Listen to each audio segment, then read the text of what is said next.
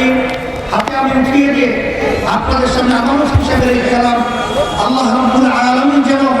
আপনাদের প্রতীকের প্রার্থী জাকির ভাই সহ সমস্ত প্রার্থী থেকে আল্লাহ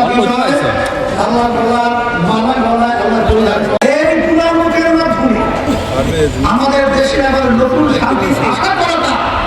সম্পূর্ণ একটা বোকা। এই জন্য আমি লক্ষ্মীপুরে এক আসলে এবং সারা দেশের আমার ভাইদেরকে মা বোনদেরকে বলবো, আসেন যারা ইসলামকে ভালোবাসেন, যারা দেশকে ভালোবাসেন, যারা মানুষকে ভালোবাসেন, সম্মানিত ওলামায়ে কেরামদেরকে বলবো, আমার কৃষক ভাইদেরকে বলবো, আমার যুবক ভাইদেরকে বলবো, আমার মুরব্বীদেরকে বলবো,